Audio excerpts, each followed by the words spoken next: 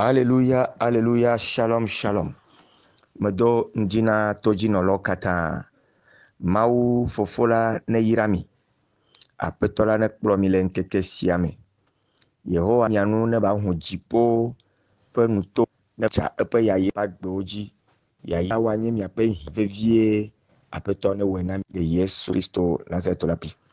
Mi dakpena mau sigacho mon popo na mi ama agbenya. Elabena agbenya anyi miabe luvo miano lameseme le gbogbome. Tanya so sikeji mida tote egbea yenye bonbon ama signé mau pe gbogbo. Les sept esprits de Dieu dans nos vies. Afi mau pe amisisi adeson le wagbeji la. Eleve vie no be nuka gbogbo ama andre signé mau pe gbogbo ama andre ba wo dole agbeoji. Eye eya entie maula to eye ano nuka amisisi kwasi nyakle enyasia le Yesaya pe agbale eta wereke chokpukui eve kwa ide etonlia.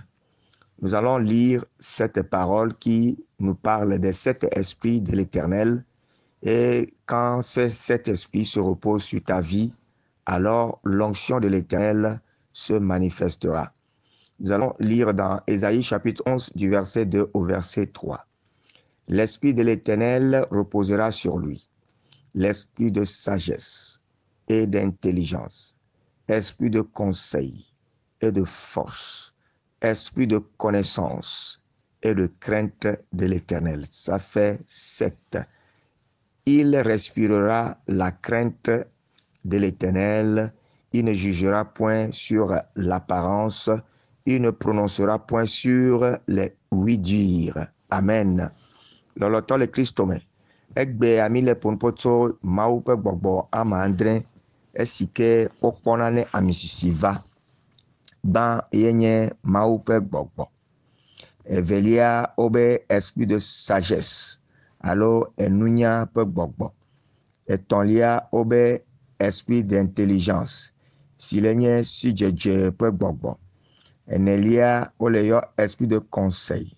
Signé adaunde de begbogbo. Enelia oleyo esprit de force. Esilenye nusen kako begbogbo. Adelia oleyo esprit de connaissance. Silenyi de defia begbogbo. De defia wan begbogbo. Allons de defia begbogbo wan esprit de révélation. Eye andrenlia esprit de crainte de l'Éternel. Ne gbogbo ama andre o swasiwa novinye ke nazu amesese. Praise the Lord. Eleve vie ne esprit de sagesse. Eswasiwa ekema elaten klova nusi oyonabe mawunyanya mawupenunya alo yiyeme benunyao. Alléluia. Ela kperenchiobe keklen alo kekeli la klowo agbe. Praise the Lord. Eleve viebe eya ela su amesi.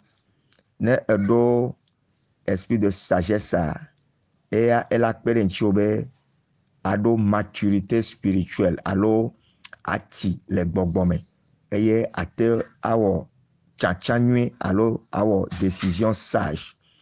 Esprit d'intelligence. Alo nunya pe gbogboa ne eswasio la mau ave no be ate anya enu gome ase mau nya gome eye ate anya nu le yiye me chan nunya chan de amenu veve mau chonana le gbogbo la pe nu seme eye tonlia esprit de conseil. Ne conseil esprit de conseil alo adaun de be gbogbo eswasio la eye akperencho be ate atamona mo alo ate our leadership alo amekpokplo nuko na be leadership esprit ke wonia yenye esprit de conseil atenkplo churchi atenkplo ajo atenkplo aho nywere atenkplo amegbogbodo akplo dare nuka kekeli be moji esprit de conseil eye wone eye mi va ponpoto esprit de force. Ne esprit de force eswasiola maula no capacité de réaliser. Ame gbogbo do na rêve. Okuna dren okpona nkpokpo denko. voa womete réaliser na o womete nana be to na ntsi la o gbɔngbɔn ke va na me dzi wote réaliser nea yɔna esprit de force alléluia David ekudre be yaɖu Goliath dzi vision ye voa nu ke la te ŋu kpe ɖe ŋuti ba te ŋu ɖu Goliath dzia yenye esprit de force mi kpe ɖe Yeremia ekudre be yatu Yeriko be enua Yerusalem be glikpoa plutôt Nehemia ekudre be yatu Yerusalem be glikpoa voa nu ke kpe ɖe ŋuti be te ŋu tu Yerusalem be glikpoa yenye esprit de force ne esprit de force le me la atu xɔ a réaliser nuwo Mawu be gbɔgbɔ eye wɔnɛ eye la tena be bafawo la tsitre dɔnɔ la kpɔ dɔyɔ o la wɔ Mawu ƒe mystère eye a réaliser nu gbogbo ɖewo le gbɔgbɔ me o la trɔ amewo be agbe amewo la trɔ to le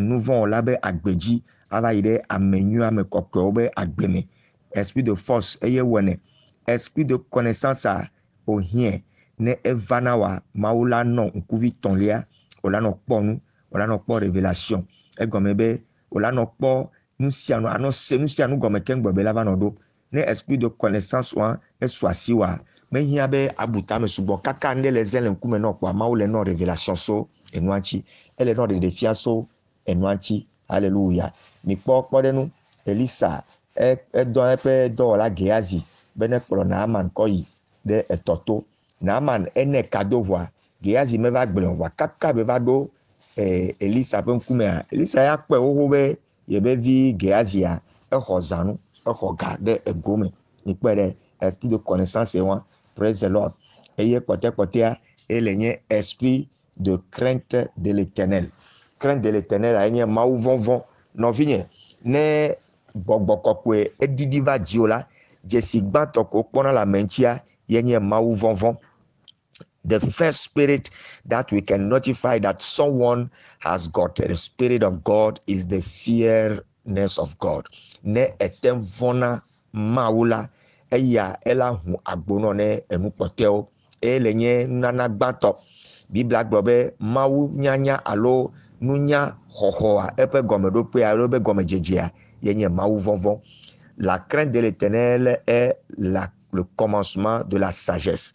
Ne edzi be nunya ne su asi o sidzedze ne su asi o kple etɔ kple kemewo la nu gbãtɔ ye ke la kplɔ wa yenye Mawu vɔvɔ haleluya ne vɔna Mawua ekema la de bubu Mawu ƒe nuwo ŋuti o la de bubu dzilawo ŋuti o la de bubu tsitsawo ŋuti o la de bubu pastɔwo ŋuti kple fadawo ŋuti o la de bubu nua patronwo ŋuti elabena Mawu vɔvɔ ele mewo ne Mawu vɔvɔ ele mewo la Biblia gblɔ be adrɔ ʋɔnu nyui le dzɔdzɔenyenye me o makpɔ be ame ya da he ŋuti atafi o la drɔ ʋɔnu dzɔdzɔenyenye tɔ elabena Mawu vɔvɔ ele mewo medo gbe ɖa ɖe tawò le ŋdi abe nunana tɔxɛ ya si yɔna be Mawu vɔvɔ la ne va wɔ eƒe dɔ le agbewo me.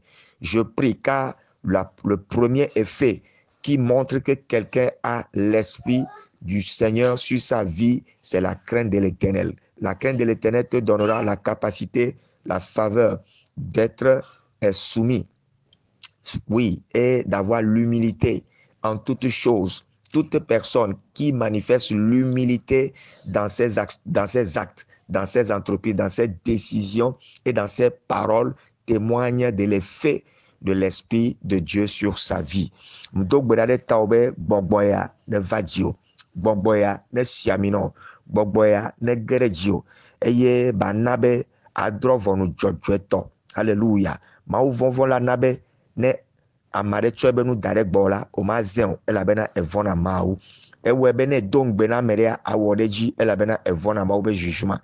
Ne ofia adzɔgbe le afi ɖea azɔ ɖo adzɔgbe ɖeɖea ŋuti elabena Mawu vɔvɔ ta ye alo ne eɖe srɔ̃ ate nɔ gbedzi na srɔ̃ elabena Mawu vɔvɔ ta ye. Hallelujah. Alo ne wotsɔ da ɖe bank be ŋkɔ la o ma ɖu bank be ga o elabena Mawu vɔvɔ ta ye. Alo ne wotsɔ da ɖe edu be ŋkɔ be na nyi chef d'État akplɔ edua nyuie ɖe eye o ma ta fu amewo o ma wu amewo o ma zi amewo ɖo to ye yɔna be Mawu vɔvɔ. Alo nɔ me be anyi ministre le teƒe ɖea awɔ wo dɔ nyuie ɖe o ma dilapide edua be fɔn o ma nyi escrow agbadua kakanu ao o la dzɔnuwo nyuie ɖe fain o la kplɔ ape ministère wa nyuie ɖe eye o la wɔe be ŋkɔ nyuie ne tsanyi nɔ la bena o vɔna Mawu ne o ɖo be o nye pastor alo hame fofoa Mawu vɔvɔ la wɔe be o la kplɔ dɔ nyuie ɖe o ma wɔ nu daka o ma tsaka nu o ma wɔ ahasi o anu ahamu agblẽ mo be foyer awɔ nu kaya kɔ ɖe o awo Mawu vɔvɔ ta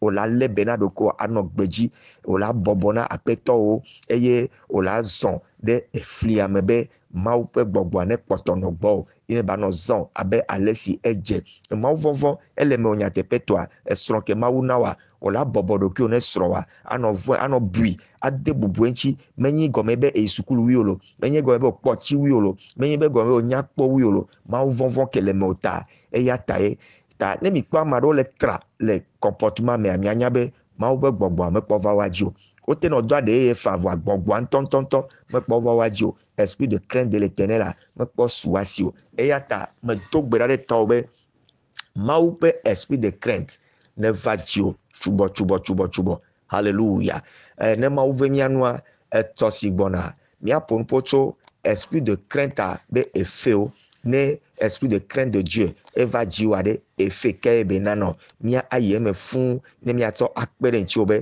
eya ne like wa mi sisi nous allons parler des effets de l'esprit de crainte dans la vie de quiconque reçoit cette onction que quand cette onction vient dans ta vie quels sont les produits quels sont les effets que cela produit dans ta vie pour t'honorer et pour t'élever et pour te rendre un homme qui est un faiseur d'exploit. Je m'arrête ici, mais le temps de fia, le Christ me va kabola et choisi bona. Yaga se mi encore le toaji. Après toi là-bas, mais nous veuillez pas si ne nomiaji, ne yirami, ne klenami, le Yesu Christ pe nkwaji. Amesi bek bemisia, yenye maupe dola, plebe subola, révérend apôtre docteur Libert Sebabe, Tcho Louame. Melomi, shalom, shalom.